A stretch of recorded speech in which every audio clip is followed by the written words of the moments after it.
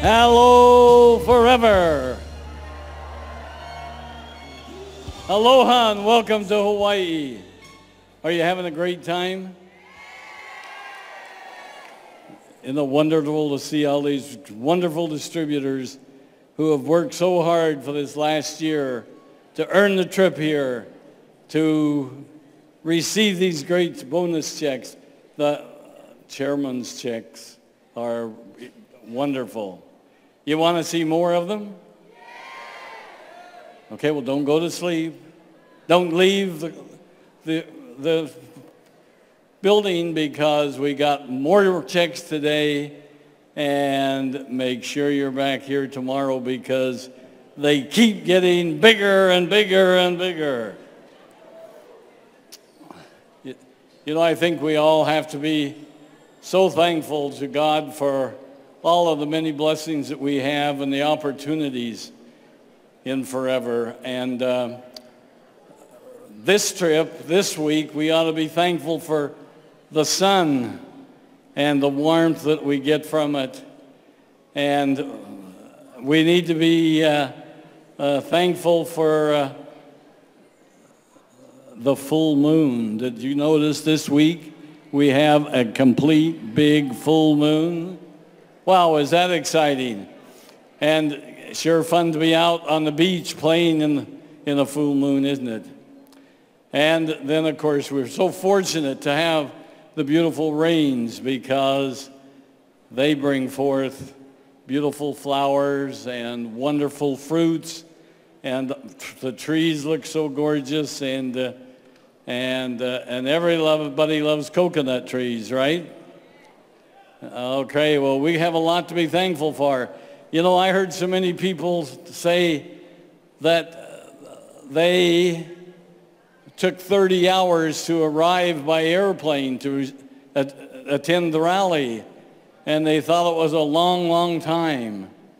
You know, we ought to be thankful for those fast airplanes that made it in 30 hours, because I know that Robert Louis Stevenson, when he came to Hawaii, it took him 3 weeks to go from San Francisco to Hawaii on his ship, on the boat that he was on.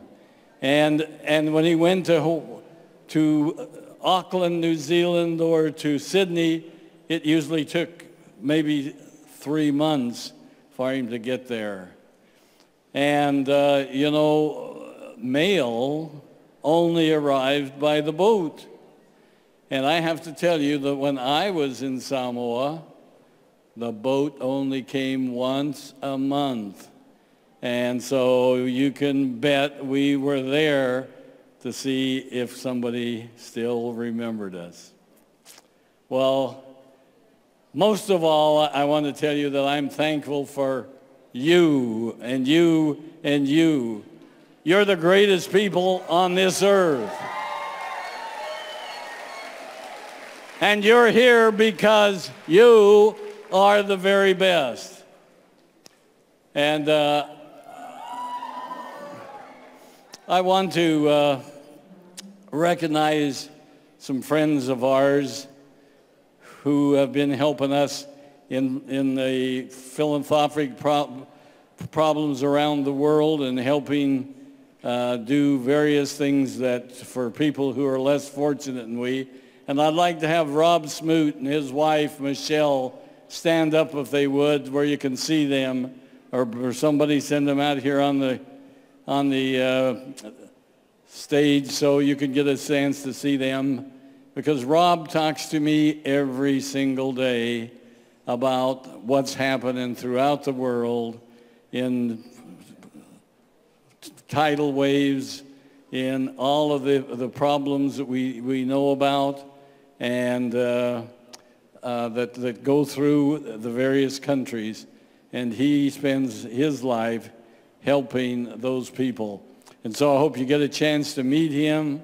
Rob, where are you? Can anybody see him? And from up here, we can only see a big light out there. So we'll get him to come out here on the stand, and his wife, Michelle, later as soon as they can find him.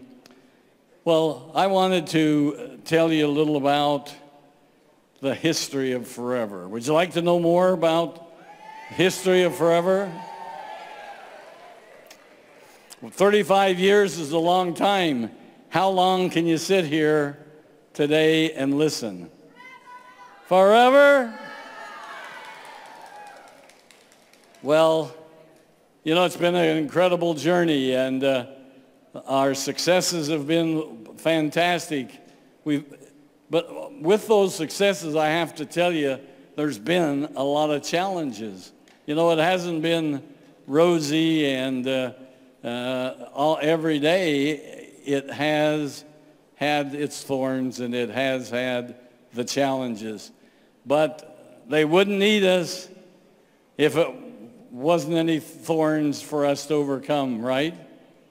So that's what I want to talk a little about today. And the company history is not unlikely what happens to each one of you as you are building your forever business. Let me tell you a little about forever. I won't tell you the whole thing. In the beginning, I learned in my life at home with my family on a farm in Idaho that there's not any shortcuts to work. You can't shortcut it. You have to do it right, and you have to spend the time that it takes to do it. My dad taught me hard work, moving sprinkler pipes, working from daylight to dark to get the crops planted, to combine the grains when they were ready in the fall. And I actually was able to get 2 weeks out of school every spring and every fall, 2 weeks, to be able to help with the crops, because the family needed to have the crops brought in so they could sell them and have money. My dad taught me very hard work. He always said that a lean purse is easier to cure than endure. And I'm going to tell you what that means a little. It means that if you don't like not having money to be able to buy things, the way to solve that is go work. Go do whatever you can do to earn money so that you don't have to be poor. And that goes for every one of us. And I'm sure every one of you can say that when you were growing up, that you had that same challenge, the same problems. Well, I believe in the philosophy of hard work, no shortcuts, and with it, I've had an opportunity to have some successes. That, you know, the traditional businessman working in a corporate world. So I went to college, and afterwards I worked in an accounting firm with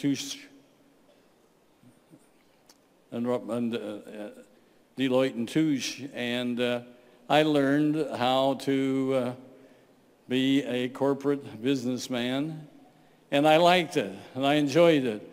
I liked doing taxes because I knew if I was successful, I was going to have to do a lot of tax paying, and I loved to do that. I loved to see how other people did their businesses, and so for 2 years I worked with them.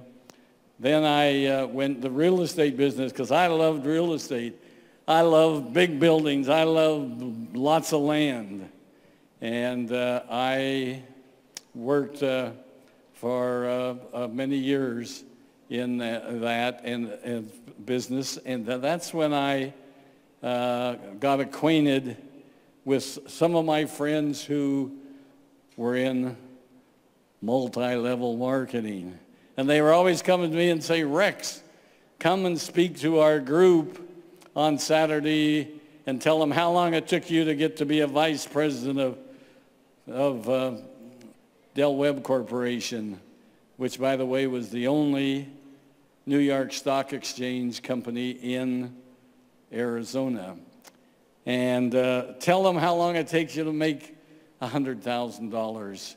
Give them some guidelines, because we can show them how to make more money faster. And so I'd say, if it'll help you, I'll come and do it. And so I would sit there on a Saturday and watch them put the marketing plan on the board.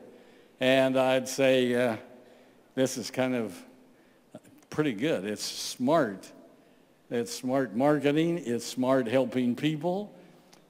And if the numbers are true, they're going to make a lot more money than I do.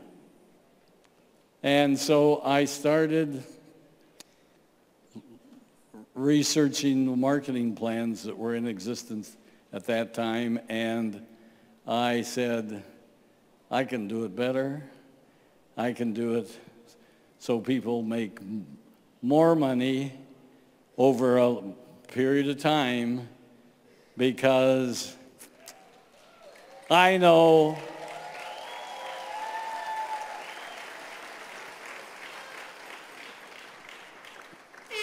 and I wanted a marketing plan for what was going to last forever. And that's what we have.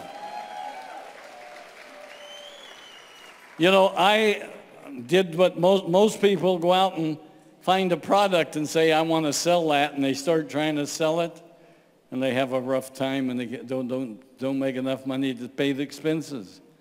Well, I started with the marketing plan, and before I knew what kind of products I wanted to sell. And when I got the marketing plan, what I thought then was perfect, I started looking for products. And I looked at everything that was available, and I knew that I wanted to get a product that would be usable, that people would use it every day, and they would buy it every month at least, or every week. And I knew that there was no shortcuts to success. I found that out fast. And I had learned that in all my prior jobs. Anyway, as I was looking at various products, I always went back to when I was in high school. I thought I'd like to be a doctor because I wanted to help people.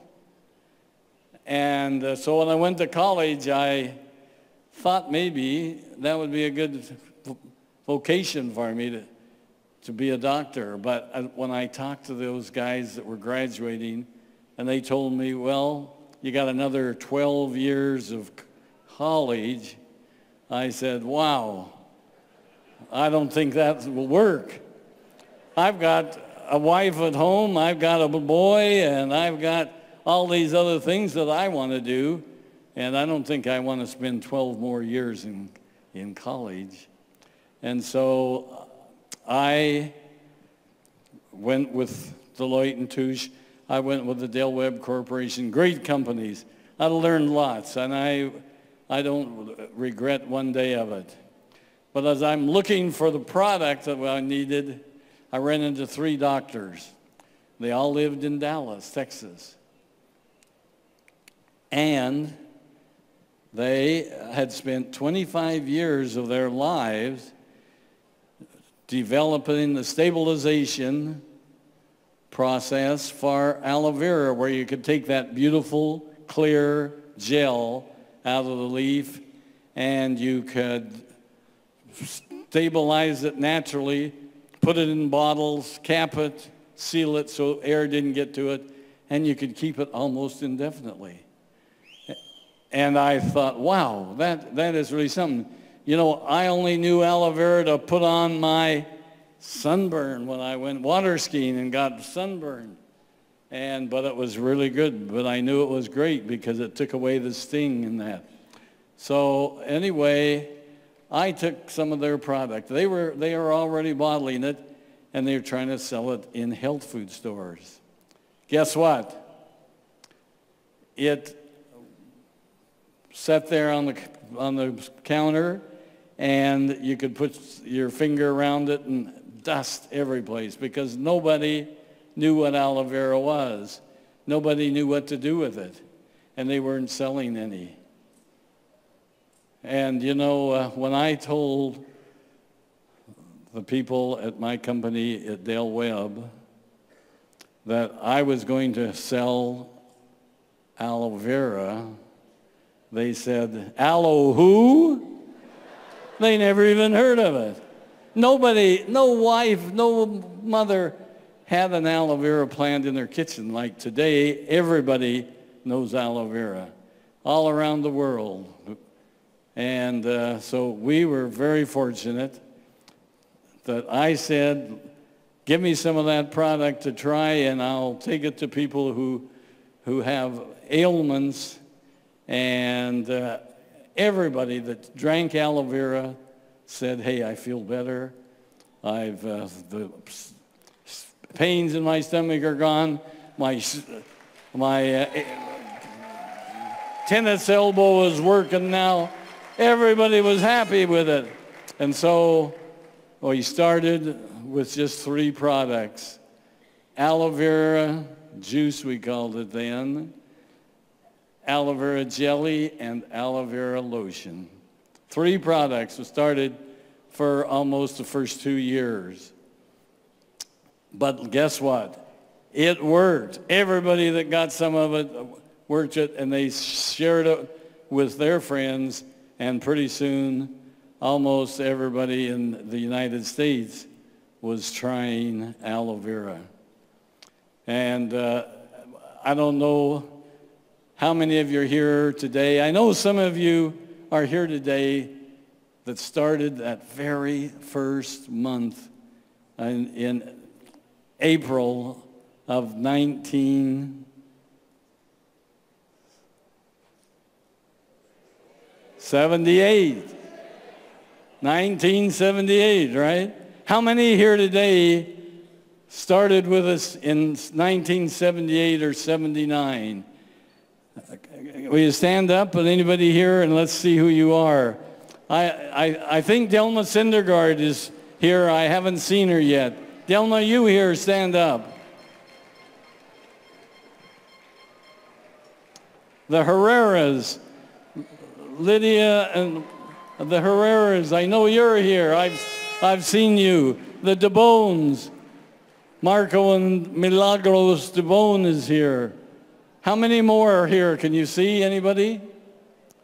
Well, come up afterwards and I want to see you up here on the stand. We're going to take a picture as soon as our rally is over so you'll be able to see them. Well, in the early years, we leased an office in Phoenix, Arizona, where I had the real estate company that I was working with, and it had a small office where we put 3 desks, 1 typewriter, and 1 telephone line. That's how we started forever. Is that incredible? We put labels on and stored the products in the garage in the space between my pickup and my car. We purchased aloe vera products from the doctor, and one of the 3 doctors, some of you have read his book, I'm sure, Bill Coates. How many of you, raise your hand if you've read one of Bill Coates' books?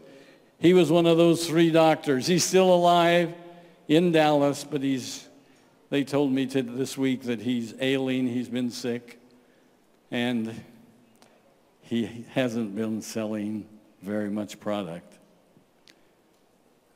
But we purchased products from outside vendors who were raising aloe and trying to make products.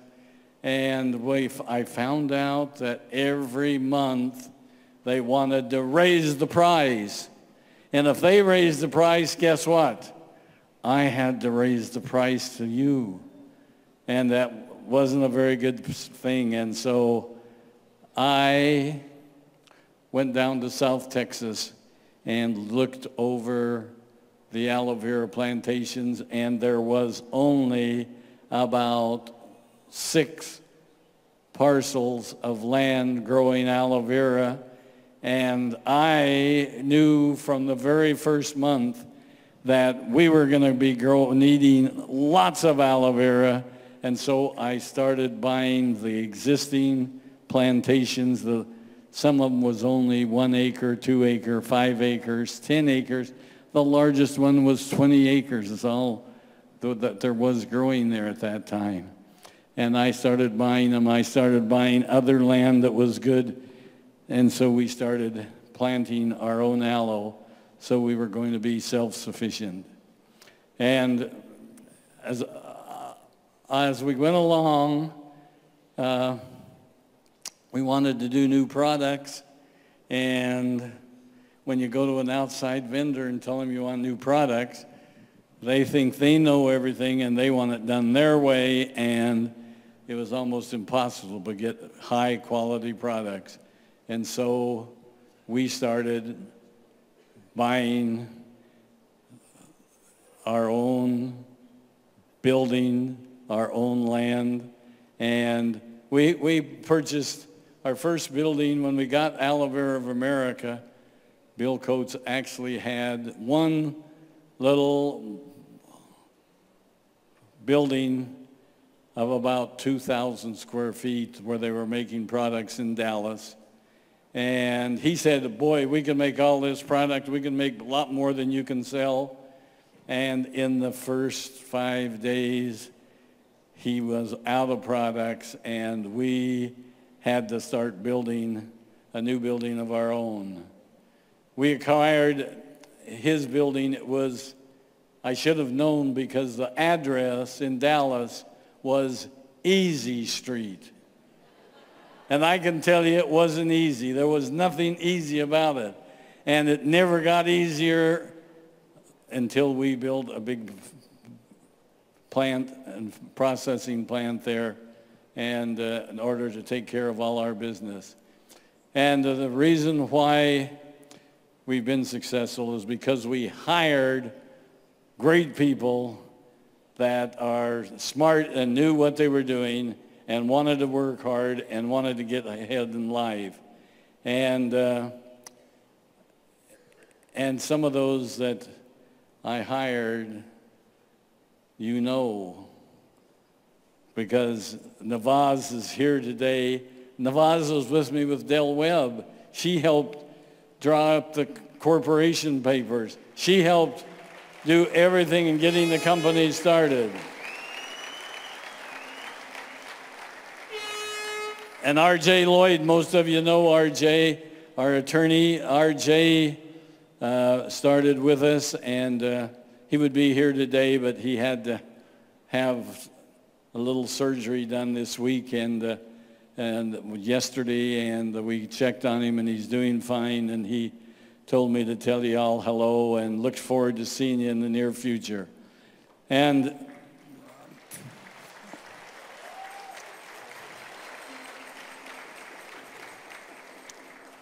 you know who else was with us when we started? Greg. Greg was in high school. Greg came in every day after school. You know where Greg started? Greg started out in the warehouse. He did everything for every job, every direction. When he learned how to take care of the products, make sure they got to the distributors, shipping everything that was happening, and then they moved him up to accounting. He went through every job in accounting so he would know how to do it. Pretty soon he actually graduated from high school, working part-time forever. And then he went to college. He went to Argentina for 2 years on a mission.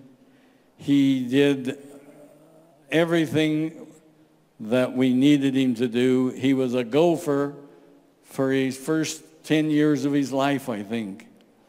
And sometimes he still thinks he's a gopher, but You know different. You know he is really great and brilliant, and we're glad we got him. We're glad he's got all that background. We're glad he's the smartest guy in the building here. When we have problems, we go to Greg and ask him. You know, we had our first receptionist that Navaz interviewed, Judy, our receptionist, still today is with us. And she was Girl Friday. She did everything else that Navaz didn't do. And and we have long-term people. We've given her a 30-year pin already, 30 years. Is that great?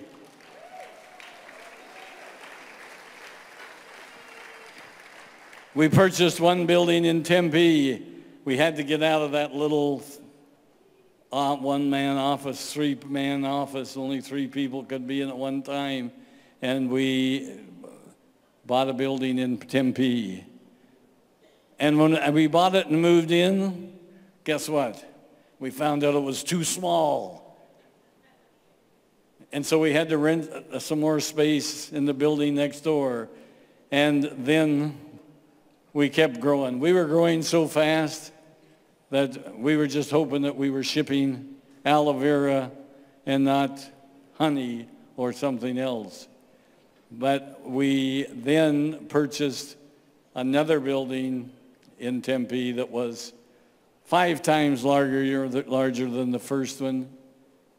And guess what? After 2 years, we found out it was too small. It's just like all the offices in all your countries. Every office we've ever had and rented or purchased, within a year or two, it's too small.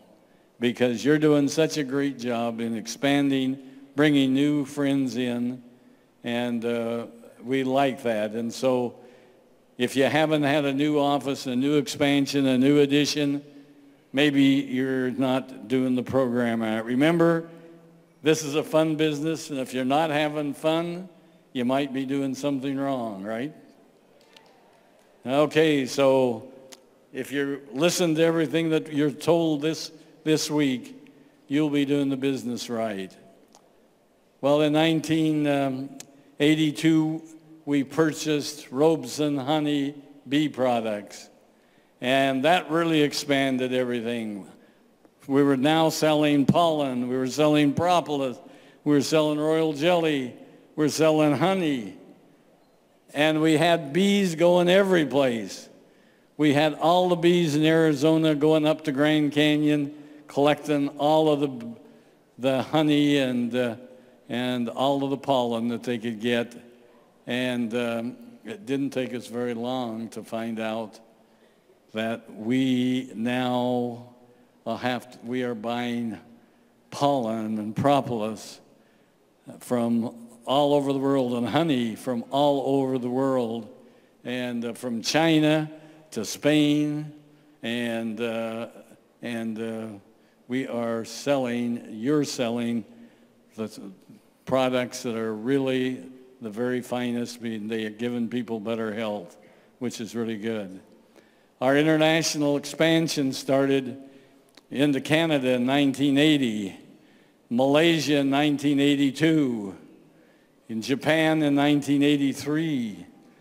Sales, yeah, listen to those guys, and you know, but Japan was a major undertaking, and it wasn't easy at first. You know, it was like 5 years before we really got going good in there, and we worked very hard at it. Some of the people in our office ask, why would you keep pouring money into Japan to expand and to do all these things when they doesn't make a profit? Well, I told them, don't you worry. There is great potential in Japan, and Mr. Lloyd believed in it, and Mr. Gene Yamagata, Mr. Hiro Sugisawa and Mr. Rektoma in Japan, they believed that it would grow too, and they believed in the products and they used them. And we have done very, very well in Japan, as you know, and Japan is growing, just so all of you know that, and especially you guys down there in South America. Yeah, you know that for many years they were #1 seller in the world, in the countries around the world, and that you better keep growing, or somebody's going to be knocking at your door and coming up behind you. And we encourage them and know that they're doing a great job. And Greg has been, our president has been put on our executive team in Japan and helping them. And we are very excited about what's happening there. We moved to our current building from Tempe. We moved to Scottsdale, Arizona in 1997. And we were in a building too small, of course. We had to put people in other buildings because we didn't have enough room for them. And so I've been looking at all the buildings around, and lo and behold, one of the banks consolidated, sold out to Wells Fargo, and their main building was available. And so we negotiated with them. We were able to buy the building, and the great thing about it, it was the bank that we had been using for our resorts, and we had a couple of loans with them on resorts over in Las Vegas on the Lake Mead, and they called us up one day and said, hey, we've got too many loans out. The government's telling us we've got to get rid of some of the loans, and so we're calling all our loans in, and we're going to call your loans, and you're going to have to pay it off. And we went down and sat down with them and said, hey, we've had loans with you on our resorts now for some almost 10 years, and we've paid every month, every quarter, every year. We've made the payments, never missed a one. And they said, we're sorry, we can't do it. So we kind of stomped out of the bank and said, well, tough luck. We'll go to somebody else. We did. We then went back to them the day after we bought our new building in Scottsdale, Arizona, and we walked in to the president of the bank and we said, we're your new landlord. We're here to tell you that you're going to do business our way. And all the desks, all the pencils, everything here is ours. You're just renting it. So it was very fun for us. It was very fun to be able to do that. And so at that time I said, I don't want any loans. I don't want any more debt. And if we can't pay cash for it, we don't want to buy it. And so that's the way we've been ever since that time.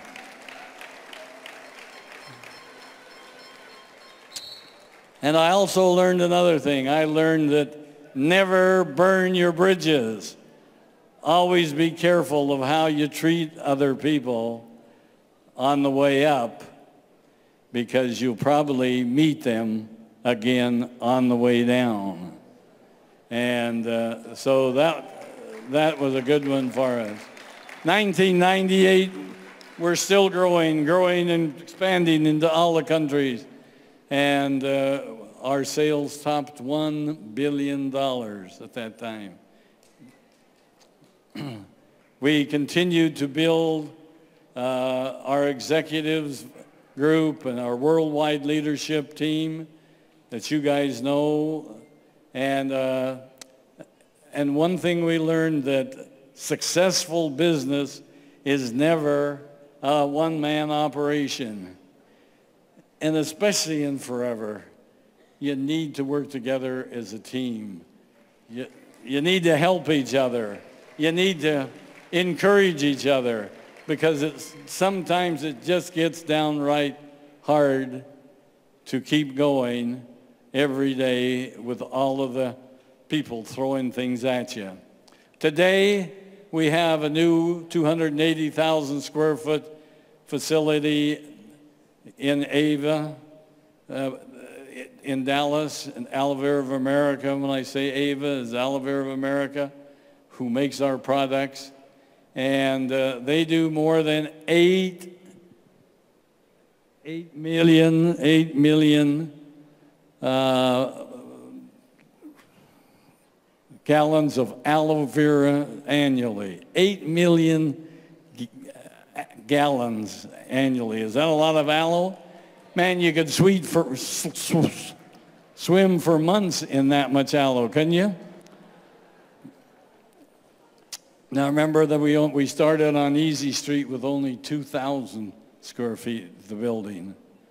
We just last year built a new nutraceutical 80,000 square foot building, and in Phoenix, Arizona, where we do all our tableting, all our pollens, all our propolis and royal jellies and Arctic seas and everything we do there at Nutraceuticals in Phoenix. And we had just finished this spring, the first of the year, a new 80,000 square foot, 300,000 square foot building in Amsterdam, Netherlands. And where's the Netherlands group? Yeah, we're going to be over to see them next month. Maybe in about 2 weeks, we're going to have the grand opening in Netherlands for our new beautiful building, and it is fantastic, and it's state-of-the-art. Everything is automatic, like we have in Dallas, where the robots are doing everything, and the people are just watching them to make sure they don't get out of line. Now, we own more than 6,000 acres of aloe vera plantations in the Dominican Republic, many also down in South Texas by McAllen, and we take aloe from them every week and use it for our great products. And we are now, something new for you, we're now doing business in 155 foreign countries. And I hope you realize there's only 195 countries around the world. So but we got a lot to go. But that doesn't mean anything, because just think, in each of your countries, there's so many people. Most people have never heard of Forever. Most people have never had a glass of real aloe. And so we have our job to do and things to do. We got major internet presence. We have 175,000 fans on our Facebook. We have more than 5 million people visit foreverliving.com last year. 5 million people. How about that? We have many forever giving projects, like we just did here today with the two groups, to help their organizations help people who are needy and less fortunate than us. What's next? What are we going to do next? We got new people like Greg involved to take us to the maximum, to be first in line with all the great things.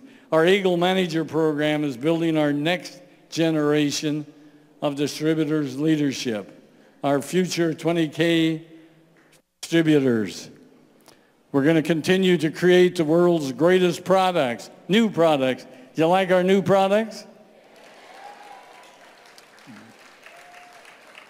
We're going to continue to expand into new countries as the opportunities present them. A lot of those other countries that we're not in, you know, they have some bad eggs there, and they have a lot of wars and rumors of wars are going on, and so we don't want our distributors to be involved in those. But we'll be there soon. And so we're going to continue this year to help you get into all of the people, get the products to all the people in your countries, wherever they might live, even the smaller cities and towns. Well, the key lessons I've learned that over these last 35 years is that you got to sponsor and work with the best people. People that are so negative that they don't want to listen and they don't want to do what you ask them. Don't waste your time with them. Someday they'll change.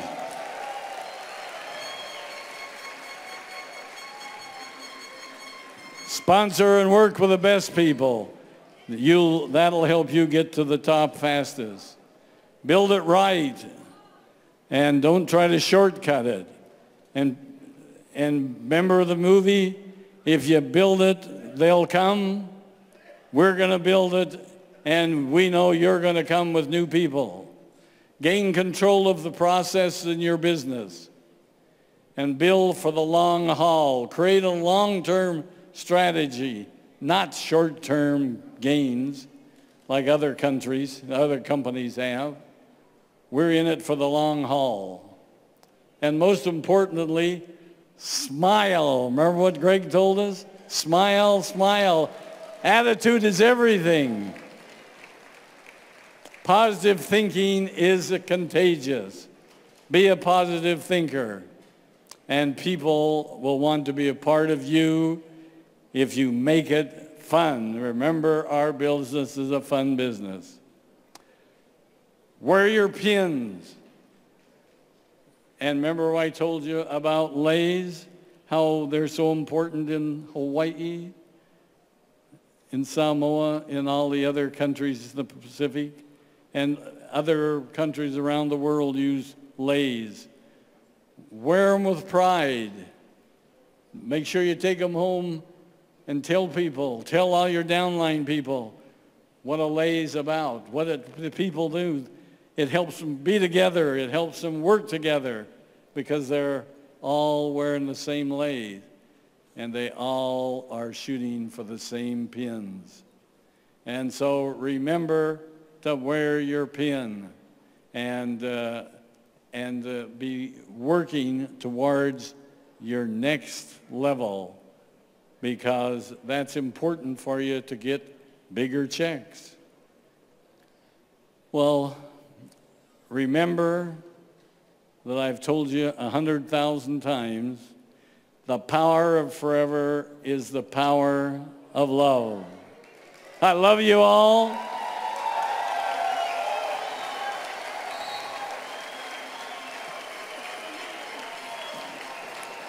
I am Rex. I love you all, and I am forever with a smile. Thank you.